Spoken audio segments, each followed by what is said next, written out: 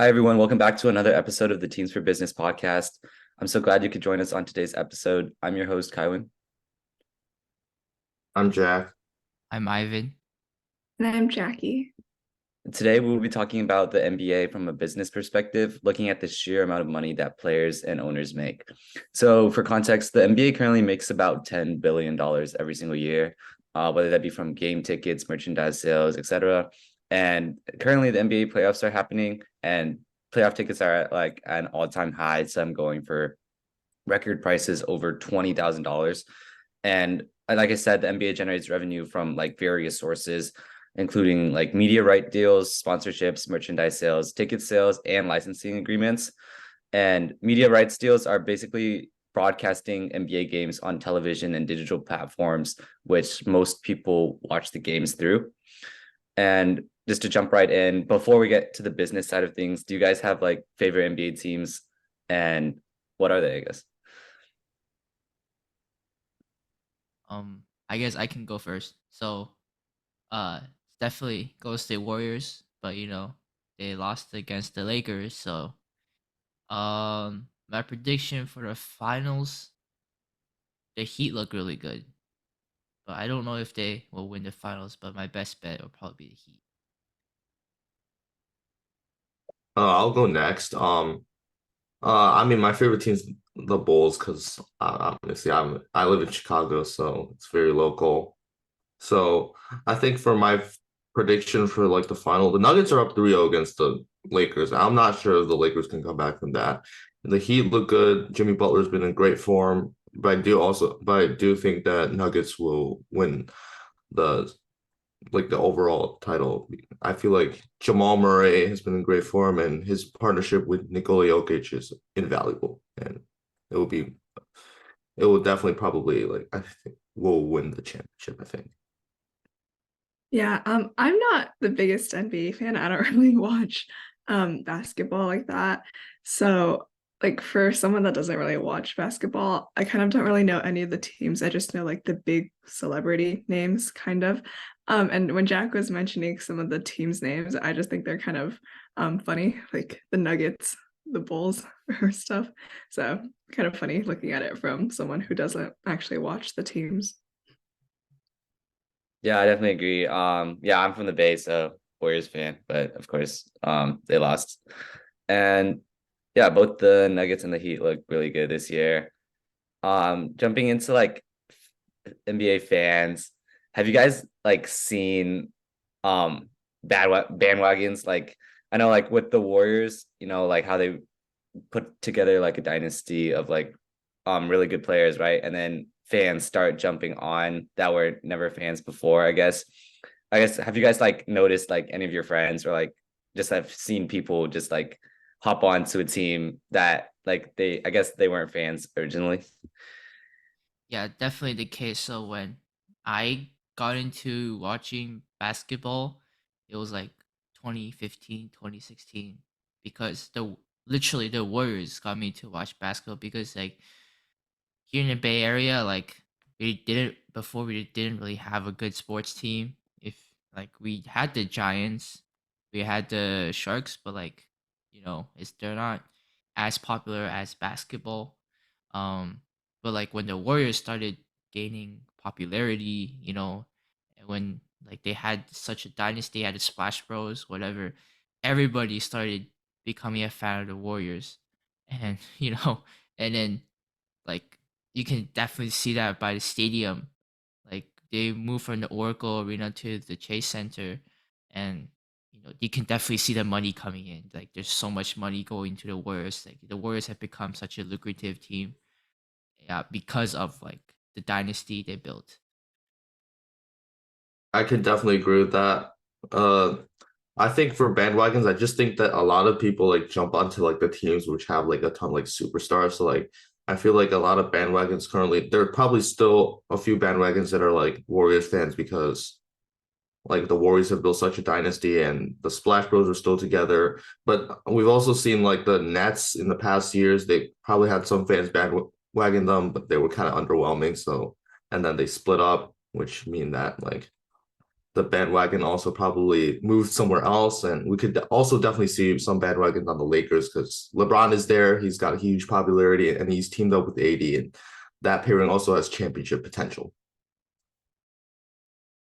Yeah, I mean, again, I don't really watch the NBA, but I think as a whole, bandwagoning does make sense conceptually. Like, if a team is really good, and obviously you want your team to win, so it's a lot easier to root for a team that's really good than to root for a team that's like having a losing record every single year. So I think like even though I don't really know that many teams who have bandwagons, like conceptually and psychologically, it does make sense that in any sport or like in any really thing, even you'll see a lot of people just hopping on to whatever's popular or like whoever's currently the best team in the league or like whoever's doing really, really good. So I think bandwagons are also kind of inevitable because people always just want to be on the winning side of things. Like you would rather your team win than not win. So it makes sense. Yeah, I definitely agree. And then jumping over to the business side of things in terms of the NBA, we've seen like a lot of players that have like a lot of international influence, and that just like creates the market for the NBA markets overseas. That just creates huge markets. Like for example, you have Yao Ming with China.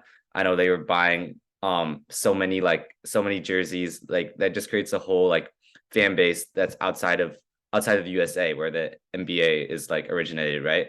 So do you think like how big do you think how much potential do you think the NBA has to kind of expand to fans like internationally? I mean, like the NBA already has a lot of international influence.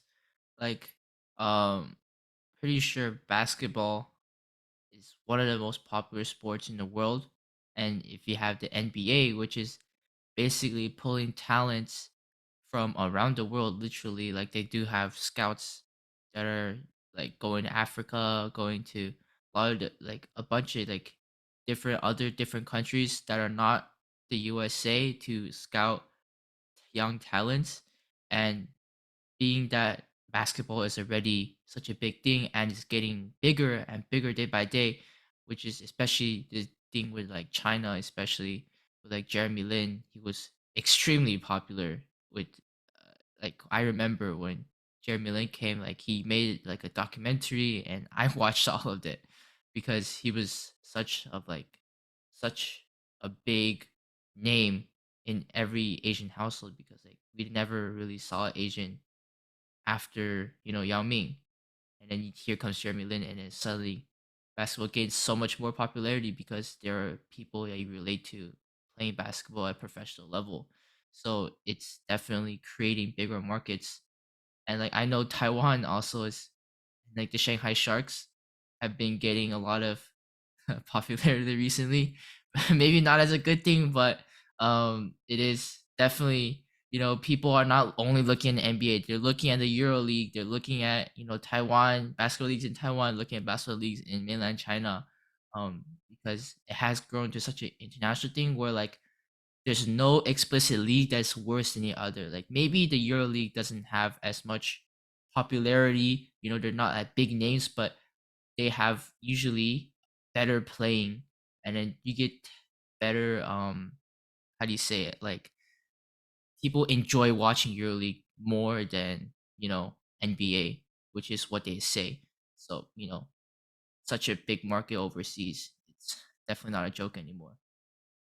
Yeah, I definitely feel that players with international influence could make a like a would produce like a big market overseas, just like what Ivan said. And like in the case of like, for example, like Zaza Pachulia, I remember this one year, like the his whole like country of like Georgia was like voted for him to be in the All-Star game despite him being like a bench player.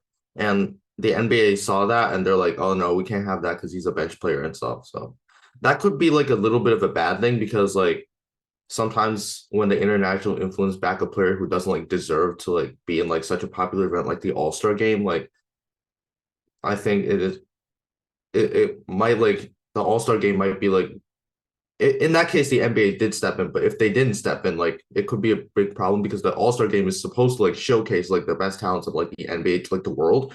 And like if Zaza was allowed to play in the All-Star game as a starter, and that would like that could potentially paint like a bad like influence, like the bad influence like from the NBA, because like the quality of playing might not be like represented like as well. Yeah, I think like the topic of international popularity is really interesting because if you were to ask a lot of my Chinese friends or like even my grandparents, like who Yao Ming or like who Jeremy Lin were, they would probably tell you, oh yeah, that's like a basketball player. And like if you ask them, for example, some other random sports team player that's like not as big internationally, they would just have no idea who they were, even if they were Chinese. And so I think like that influence is actually really big, especially in terms of like the certain celebrities that are in this field. And then also, doesn't the NBA have like international games or like, I don't know, some partnerships with other countries? And I think like those partnerships are actually pretty important in like expanding the influence of the NBA because like logically, if you're from another country and you're just watching two US teams play each other constantly versus watching a US team play your country's team, like you would be a lot more hyped for that. Like even if you really like watching US against US, it would still be really interesting to you to watch your own country compete against this US team. Yeah, I think it's really big that like even players that aren't like, let's say they aren't international players themselves. Like for example, let's say Stephen Curry or LeBron James, right? Two like household names, but they take the time to like kind of like build their market overseas. Like you see players like that going to China, going to Europe and other countries and hosting camps, hosting things for the kids there, or even like for the adults there, just building their popularity overseas and like getting more and more people from overseas interested in them. And that of course makes them interested in the NBA as well. And yeah, I just thought that was pretty interesting. Okay. Moving on to kind of like media rights and broadcasting deals. So kind of like the NBA's current arrangement with ESPN and Warner Bros. Discovery, basically the two companies that cover their streaming, it expires at the end of the 2024 to 2025 season. And by that time, the league will have been paid a combined $24 billion. And that seems like a lot of money, but I haven't quite taken a look at the amount of revenue just generated by these streaming companies with the amount of people that watch this. But do you think this partnership is like there is going to continue to last like for the foreseeable future, or do you think whatever's going on is like one-sided? Well, me personally, I think this will probably go on.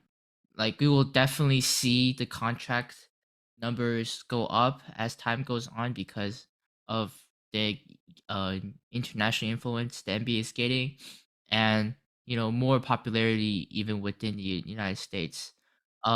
Definitely ESPN Warner Bros. Will try to keep the NBA with them because if they leave, if they've signed another broadcasting deal with another another corporation, then they lose out on all of the revenue, like potential revenue they will get with like sponsorships and stuff like that. And this is the case with other sports too. Um, like for example, Formula One, they have a partnership with, I forgot what company, but like they did have a sole partnership with a streaming company, and definitely not one sided. They're definitely both benefits for both sides, and I can definitely see this going on for a couple more decades at least.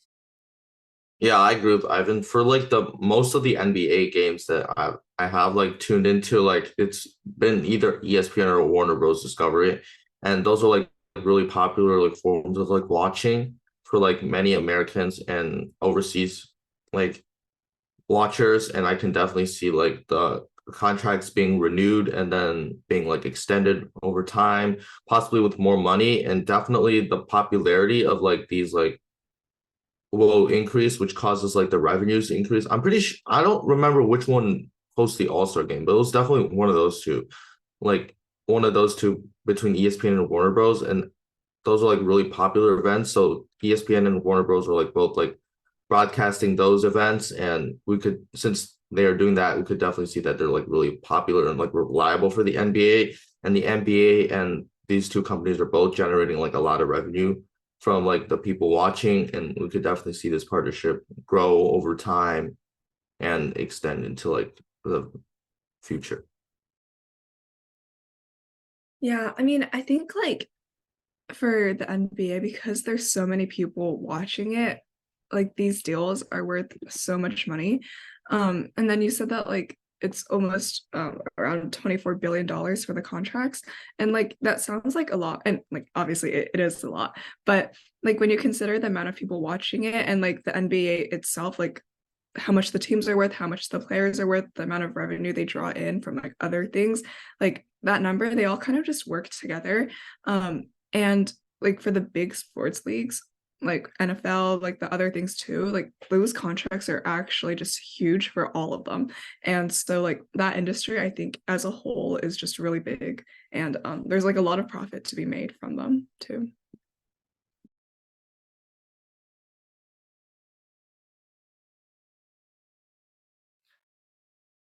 Yeah, definitely. I agree with all those points. And now let's take a look at like team valuations.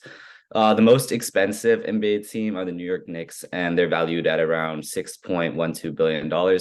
While the least expensive team, the New Orleans Pelicans, are valued at just $1.6 billion. So what do you guys think drives like a valuation of an NBA team? And like how is there such a big gap between like the most expensive and the least expensive team? Well, New York Knicks is pretty off. Like they're so famous for, even though they're not a great team, but they have the Madison Square Garden, and they have that front row filled with celebrities every home game. So definitely, I can totally see. There's definitely a reason behind why they are they have they're valued so high. Simply because maybe they're not good at basketball, but they are definitely good with, creating, making a reason for the fans to come watch your games, right? They have like, even though maybe they're not coming for basketball, but they do have the celebrities who are sitting front row, and they're like, and people are like, maybe if the celebrities are going, why not I go, right? So totally can see why they are valued so high, simply because of their name, what they've been doing for the last few years. That ranks them so high. But you can also see like teams that are growing in popularity because they're good at basketball. So like the Golden State Warriors, they have been growing so much recently simply because they're good at basketball, and people are going to them because they have the money and they want to watch good basketball. But then you have the New Orleans Pelicans, which, may have had a slump the recent few years. But also they don't have the kind of name or like the celebrities and kind of the things that are usually not basketball related. They don't have those things as the Madison Square Garden and like the celebrity front row, so they don't have that high of a valuation. So there's a lot of things that basketball teams has that other than basketball that makes them valued so high. So that's the thing with like sports teams. Like sometimes the sport itself isn't important. It's the things you do other than a sport that actually gives you the money. Yeah, I agree. Like, so I sort of agree. Like, some of the like this like the stadium like is pretty good for the Knicks. Like, I feel like location is a key factor because like New York, the Knicks, they're housed in like a really like populous area. New York City is I think it's the most populous country. I mean, sorry, most populous city in the United States, and therefore it's obviously going to attract like a lot of people to like come visit and like watch these like games. Also, I'm pretty sure New York Knicks have had like a really like storied history. There were like a lot of like former like legends that used to like play there, and I don't really think that like they don't play like good basketball. I think they're playing like great basketball right now. They obviously qualified for the playoffs, and that was like really good. And I do feel like the quality of like basketball they play is like it has like a big factor. Although it hasn't been as good as it like used to be for like the Knicks. They're still playing at like a quality level that can like attract like a lot of people. And also for just to talk about like the Pelicans briefly, they're the least valued team in the NBA. That's also down to like location because like New Orleans, it's like it's not really too popular of a city if you like compare to other cities like San Francisco, Chicago, Los Angeles, and like New York.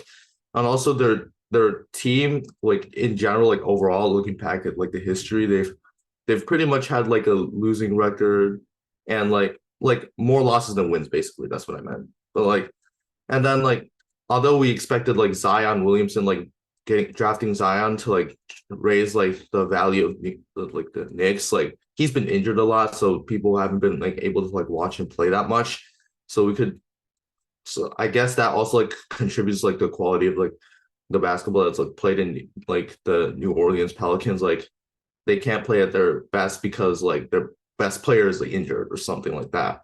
So I can definitely also see how like the Pelicans are like among the one of the least valued teams in the NBA. Yeah, I think that's like all pretty interesting. I kind of half agree with Ivan about like your team and like how good they play, how well they play basketball and like your valuation. Um, like obviously location is really important. Like if you live in a big city and that team is big, like obviously you're going to be rooting for your own city, or like most people will be rooting for their own location. But I think there's also like a whole group of people who aren't like specifically like, yes, let's go to this place where I live, or like they might be liking other teams. And then when you're looking at other teams, you kind of also look at how good they are, because you want your team to win, right? So like if a team is constantly losing, you're less likely to root for them than to root for a team that's like pretty much always making the playoffs, pretty much always doing really well in them too. Which is why like those big teams that are like constantly winning, they tend to have like more fans just because they're good, right? Like obviously there's exceptions to it, but people want to see their team win. And like if your team is always failing, like like you might like them because of their location, but in terms of the people who aren't liking that team because of its location or because of a personal connection, you're going to be looking at a team that is more likely to win than not. And so that's kind of like if your team is winning, you get a lot more fans usually, and you also get more visibility. Like if you're constantly in, I don't know really how the NBA works, but if you're in like the championships constantly, you're going to get more visibility. And visibility means that brand deals are going to be coming in. You're going to have more players, more screen time. That sounds like a TV show, but you're going to have like just more visibility in general, and more visibility usually always brings more money in, and that contributes to a better valuation for money. Yeah, I definitely agree. Just want to point out like what I've noticed was that just based on big city names and just based off a team's history were kind of two of the most important things that I've noticed. Just because I know there was a period where like I know Lakers are good right now, they're in the conference finals, but there was a period where the Lakers sucked too, like a couple years ago, and they've always been like near the top as well, just because they've won like 16 or 17 championships all time, and it's like the second most out of any team in the league. And just based off their storied history with the amount of legends that come out of that franchise, it's just like just based off history, there's like and the amount of fans in LA, I guess that's a lot, that's a big part. LA is so big. Just based off big city and team's history, that's where they get a lot of their valuation. But as you guys have said, like what more new teams that are coming out and like succeeding, their fan bases are going to continue to grow as Yeah, I well. just want to add something like the Sacramento Kings. Uh, they weren't playing so well before, but this year I think they had a pretty good run, and they also started like lighting the beam when they won a game, right? So I think that kind of boosted fan morale, and there was a new thing that other teams didn't do, and I think that kind of drove their valuation too, because like they're doing something that it's not explicitly basketball, but it's definitely like showing off like how special they are. Like other teams, like they win, woohoo, yeah, for the Sacramento Kings, when they win, they light the beam, and like everybody knows about they're lighting the beam, and so that's something became associated with the Kings, and I think that definitely drove their value in the last few years. Yeah, I agree. I think more and more teams are gonna start following suit in terms of like trying to finding a creative aspect to to getting more fans, just like the Kings have this past season. Because yeah, no team in history has ever done anything like that before, and I think it just like it made fans want to continue to root for them, even though they hadn't like before the season they haven't made the playoffs in over like 20 something years.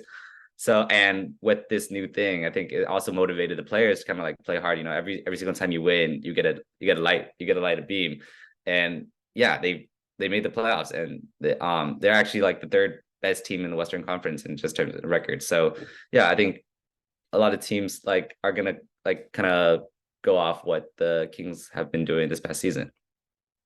And then taking a look at sponsorships, like what role do you think partnerships and sponsorships play in the NBA's business model? I mean, sponsorships. When I went to the Warrens, like the only time I've ever been to an NBA game was the Warriors, and when I walked in, I was like, "Dang, that's a lot of sponsorships." Like first you have Chase Center, that's your first sponsorship, right? You walk in, you get hit with Ticketmaster, and then like everywhere you look, it's just Ticketmaster, and like those sponsorships definitely are raking in money for the Warriors because to give these brands popularity, especially Warriors with like everybody in the Bay Area knows about the Warriors. If they get a chance, they'll definitely go watch the Warriors. And knowing that these companies go in saying like, "Hey, I'm gonna give you this much money, and you put my name everywhere over your stadium." And when you go in, you're like, fans go in, they only see that name, and definitely sponsorships are already playing such a big role in teams already. There's specific teams, individual teams with different sponsorships, and you also see like jerseys. Like before they were Adidas, now they're Nike. Um, so definitely the sponsorships are very lucrative. Like for like Adidas jerseys beforehand, like when you wanted to get a jersey, you would go to Adidas and buy a jersey. Now, if you want to get a jersey, you go to Nike and buy a jersey. It's basically if you sponsor an NBA team or the NBA itself, you in turn get so much popularity. People start going to your store and buying your things instead of going to someone else, simply because of that sponsorship with the NBA. And that also like going back to the media rights and broadcasting, that also solidifies their deals with like ESPN and Warner Bros. Because um without these sponsorships, they wouldn't give that much money because like ESPN and Warner Bros. They know the NBA is popular. They know the NBA has a ton of sponsors. Then they can say like, "Hey, I want to be with you because in turn I can get some of that sponsorship money because people will want to advertise through me instead of some other broadcasting channel." So definitely sponsorships very big thing in NBA. I agree with everything that Ivan has said so far about sponsorships and partnership. I feel like sponsorships and partnerships also like when they sponsor and partner like with the team, they like also like provide like a lot of funds to like the team itself, and in return like they get like everything like the ticket sales and like stuff related to that. So I definitely think that like sponsorships and partnerships also like help the team like with their like budget. So like their budget can also like help them like potentially like work on like new deals, get more partnerships, or even like sign more players and like raise wages and stuff. So like I definitely feel like sponsorships and partnerships have like a big like influence with like the budget that a team has to like work with. And when like a important sponsor or partnership like is dropped, it could like create a big hole in like for a team's finances. Yeah, I think sponsorships are like a really big part of the game. Because that's also kind of how you make a lot of your money in this field, because like obviously you get revenue coming in from like your fans like going to watch your games, things like that. But like you still need sponsorships, and like it's a two-way street, like right? Like the games are so popular, so the teams who sponsor, or not the teams, the companies that sponsor the NBA or like sponsor the teams, they get a lot of visibility, and people are like, "Oh my god, like whoa, the NBA is using this. Obviously, it's really good quality. Let me go use that too," and like that kind of thing. But at the same time, the the basketball part is also profiting because obviously you get money coming in from that. And so I think it's just like really beneficial for both ways. And like since it is beneficial for both parties, it really does make sense to have like a lot of these partnerships. And especially like how Ivan said, if you go to a game, you can like very clearly see them. It's not like you have to look really hard to find the sponsorships. It's super visible. And even with my limited amount of NBA knowledge, like the things I see on Instagram, on social media, like there's just a lot of branding going on, and that branding really helps contribute to all of the revenue and all of the like visibility of this entire game. Yeah, I wanted to add like players themselves cost a lot of money, and I would assume the sponsorships provide the money to sign the contracts with the players. So that would also be really important. Yeah, just in terms of branding, I just want to point out like on the jerseys, usually in like the top left or top right, there's the whatever team is like whatever brand is like sponsoring the team, they place that big logo on the jerseys. So the players are wearing the jerseys. And if you buy like a player's jersey from like a team store, I think that also comes with it. So just like your company logo, if you decide to sponsor, it's just like yeah, a lot of visibility. And yeah, it's definitely beneficial both ways. And in terms of just like brands considering like selecting specific players to sponsor and like do deals with, what factors do you think they consider? Because I just wanted to point out a recent event, with Ja Morant. Nike recently pulled all the Ja Morant shoes from their store. I think they're discontinuing them. I don't know if it's official or not, but it's because he's a really good player, right? But he has a lot of off the field issues, and that just like really impacts his image. And of course, companies don't want to deal with like bad press, bad images. So what factors do you think they consider? Yeah, definitely. Like when I got into basketball, um, the only thing I wanted was Curry shoes. Like his Steph Curry's, like he was everywhere when I got in. Like he was the player 2016, 2015. Everybody knew him and everybody wanted his shoes. Like Under Armour, it was basically an unheard brand. Like other deals like Kobe, Kevin Durant, Kyle Irving, those players at that time had deals with Nike, and their deals with Nike gave them more money than their contracts, right? Because that's where they're getting popular. Like these great players are using their shoes, their products, and suddenly when they sign a contract, they have like, oh, I have uh Kevin Durant shoes, come get them, come buy them, and they're raking in so much profit because of that. And like this, you can see that with Under Armour. Like Under Armour, before a relatively unknown brand, suddenly skyrocketed into corporations competing with um Nike, Adidas, these big name brands, and because they signed with Stephen Curry, and also like what's the brand that Clay Thompson's had a sponsorship with? I forgot, but I think it's a Chinese one. Anta, I Yeah, think. like Anta. Like I knew I knew Anta only through Clay Thompson. If Clay Thompson signed with them, I wouldn't have known their company. Like these companies are getting like relatively small corporations, sport corporations, they want to sign these players, like even if you're like just a little bit popular, a little bit better than the average, like they are so valuable because once you get these players to sign to wear your things, then your suddenly popularity will skyrocket. And um it's so important and valuable to have these NBA players and pay them a lot of money so they stay with you, right? So um, it's so important for these companies to stay popular, especially Nike. They're like solidifying, a lot of these top players.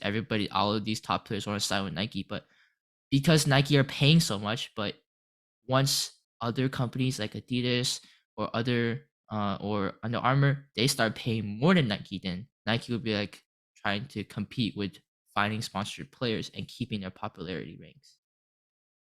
Yeah, I definitely agree with that. I also think that like in addition to like the popularity of a player and how they perform like on the field, I also think for younger players, their potential could also play like a big role. So like some like brands could sign early contracts with some younger players with like sort of like an expectation that they'll turn into like a superstar in like the future. And I feel like brands choose to do that because they think that like if the player like their performance like blows up, the popularity will also blow up because the people will be more attracted to like the player who's having like good performances. So I could definitely see how like another factor that brands could consider when selecting NBA players for sponsorships is like their future potential and like how they could potentially be like a superstar in the future. Yeah, I mean, I think like it's also the whole vibe of a person, like that person is essentially like a spokesperson for the brand, right? Like if you sponsor a certain player, that person is by extension a part of your brand. And like the example that Kaiwan gave, I'm not a fan of the NBA. I don't really know that much about it, but even like that whole thing of what he did, like that was just on the news so much, and that would be really bad press for all of his sponsors. And because like your entire like association of the person, because when you sponsor a person, you're not just sponsoring like their on the field skills. Like if they're a really bad person off of the field, that's just still a really bad look for the brand. And so obviously as a brand, you have to consider like how that person is at basketball. Like if they're not so good, you would be less inclined to sign them for a sponsorship. But like if they're really good, but they are like abusing their children, or if they're like having guns and pulling them out in grocery stores, that would be really bad, like off the field. And like if that makes the news and like if that becomes a really hot topic for everyone, that's just a bad look for you as a brand. And so I think it's not only your basketball skills, even though those are like still really important, obviously, but you also have to look at that person as a whole and like how well they embody the vision and kind of mission of the company itself. Like if your company, the whole thing is like peace and love, and then you go and sponsor someone who is like abusing their child, that is just not a good look for you, no matter how good they are at basketball. Or like if you're promoting like wellness, and then you go and sponsor someone that's not being very well for people, that's just not good. So you have to look at like both their skills, like their actual technical skills, and then how they are presented in the media. Yeah, definitely. And then just to kind of end off, wanted to kind of compare the NBA with the WNBA in terms of just the revenue, and then in terms of how much money the players make. I know there's a lot of debate going on about whether like WNBA players should make more money. And yeah, I personally think just like I know the argument against it is just that WNBA players like as a league they make only a small fraction of what the NBA makes. But I know there's arguments that like kind of the even the percentage of the total amount that the NBA makes is more than what players in the WNBA make. So like what do you guys think?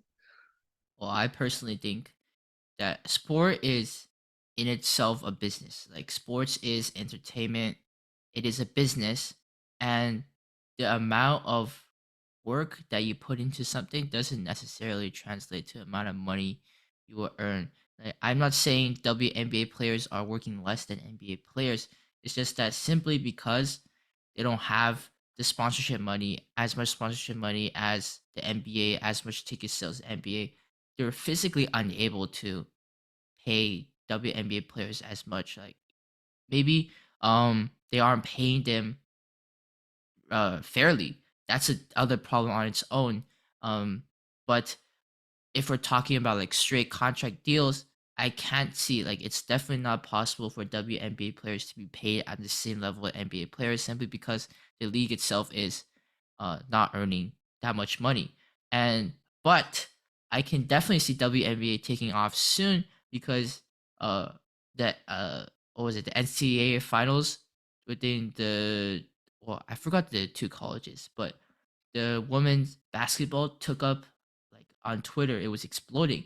Like even if it wasn't men's basketball, it was still extremely popular. So I could definitely see WNBA kind of taking off soon when those players strike a deal with the WNBA, and soon I can definitely see fans will go to WNBA, and those salaries for those players can definitely increase in the near future, but definitely not possible in the current state of the world. Yeah, I also like agree. Like on a business perspective, I could definitely see like WNBA earning like a lot less than like NBA players just because like oh the league. I'm not sure compared like to the NBA and WNBA. I'm pretty sure the NBA is like a lot older, so that could also like contribute to like sort of like the revenue, but also like since like more people like are attracted to the NBA, I could definitely see like the NBA having like more, and obviously like trends in like the younger generation with like obviously what Ivan mentioned about the NCAA for women's gaining like a huge amount of popularity this year. We could definitely see that translate to the WNBA if they declare for the WNBA draft and potentially become WNBA superstars.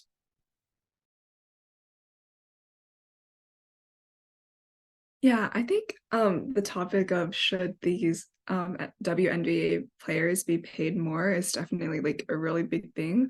And like on one side, I think it is really important for there to be fair pay. Like just because you're a female in the sport doesn't mean that you should be getting like any disadvantages. But at the same time, like Ivan mentioned, it is a business. You're not like doing it like the league doesn't exist just to give people entertainment and not make money, right? Like you still like the business part of it is a very big majority of what is going on behind the scenes. And a lot of these like male NBA players are getting paid a lot because they're so popular in the public and because they're so like the league is so big, right? If the WNBA players were as big as some certain male celebrity in basketball, then yeah, they 100% should be getting paid the same amount with like brand sponsorships and things like that. But if you haven't reached that level of popularity, it really is difficult to say I deserve the same amount of money as they're making because like even though you work like WNBA players work just as hard as the male players, you still have to account for other factors like how much revenue can you bring in, not just how much you put in, but how much can you bring in from external sources of revenue, right? Like if you're bringing in the same amount of revenue, like you have a lot of brand sponsorships, people are watching the game because they love you as like a female player, then yeah, you definitely 100% should be making a lot more fair pay. But if you can't bring in that money, and it's not like the player's fault, right? Like I'm sure they put in a lot of work and they want that like sponsorship, the like visibility as much as anyone else does, but they just can't bring it in because the culture is more centered towards the male NBA, not so the WNBA. So it's not really anyone's fault per se. But it's just like if you can't bring that revenue in, there is no way to pay you for it because like you're putting in the work, but you just can't bring your like the profits in. So if you don't bring the profits in, it really is hard to like reward you for it, even though you put in so much effort too. Yeah, I want to add something actually. Like I play a lot of volleyball, and men's volleyball is actually less popular than women's volleyball, and you can definitely see that in trends with salary professional volleyball player salaries, and like many, I think the highest one of the highest paid volleyball players is actually a woman, because women's volleyball is actually more popular than men's volleyball. You can see these female athletes earning more than the male counterparts, and also want to distinguish between fair pay and um the thing between WNBA and NBA. Like there is definitely a problem in WNBA with like behind the like closed door deals. Like they would sign contracts with lower values, but then pay those players extra money to make them solidify the deal, whatnot. So definitely there's a lot of shady deals happening in WNBA, but a problem with fair pay is that if the owners are taking larger cuts away from the player simply because they're a woman, then that's a problem. But I don't think there's evidence of that happening. But if there is, that's a big problem that actually is considering fair pay. But I think a lot of the argument these days is that oh, female athletes deserve the same pay as male athletes, but on a business perspective, that's definitely not possible, especially in WNBA and NBA. But if we're talking about like how much pay cut they're getting, right? If they're like purposely getting paid less money than they actually deserve. Maybe if it's probably still less than what NBA players earn, but if it is significantly more than what they're getting paid now, that's definitely a problem of like equality, wage equality, and pay equality. But I don't really think that's happening currently. But I think just that's the general trend of the argument happening these days. I definitely agree with all that. And then just to end with takeaways, I just thought going back to kind of like international influence, I just thought that was really interesting with like so many players like being household names and being able to kind of like grow their own brands and while also bringing more and more fans to the NBA, as well as just these leagues overseas with like, you know, like players that like maybe they aren't that good anymore to play in the NBA, but they kind of go overseas and play and they have these opportunities. I just thought was really interesting. Yeah, I definitely agree with that.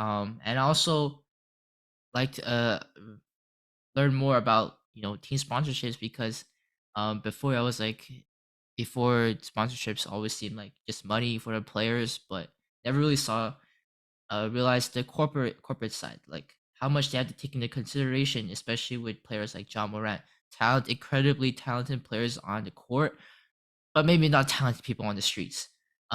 So definitely things to take into account as a corporation itself, saving your own brand image and keeping the profits high. Yeah, I definitely agree with all the points mentioned so far. Also, like a takeaway I have today, so I'm looking at like the team valuations. Like location is really a really big role in how a team is like valued. Also, another big role. Although a team may not be as good now as it is like in the past, but the past like history, the storied history, and the past like superstar players and legends, those that can definitely play a big role into like how an NBA team is valued.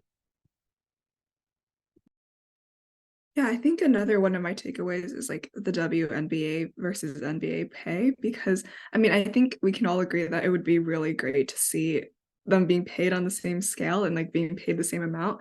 But I think it's also when you consider just pretty impossible for that to happen because some of those NBA players are making a lot of like many millions of dollars every year from like contracts and sponsorships, and you just don't have that visibility for the female players. And it's not like they don't work as hard because I'm sure like they wake up and like go to work and they spend just the same amount of effort as some of the other NBA players, but because they don't draw in as much profitability or like people just don't watch the WNBA as much, um that's like still like you just can't physically pay them that much. And I was thinking about this actually, like for soccer, I think recently there was like some contract or like something that was passed that the pay was a little bit more fair.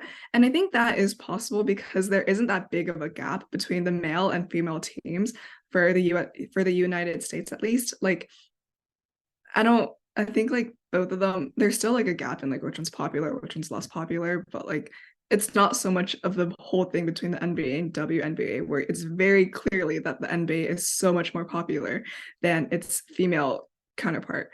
And I think like that visibility, because it is a business and you still have to consider, okay, like we only have this much money to allocate for our team. How do we do that without going bankrupt, right? So I think like we should definitely be trying to figure out solutions where it is a lot more fair and a lot more like equitable towards the female players.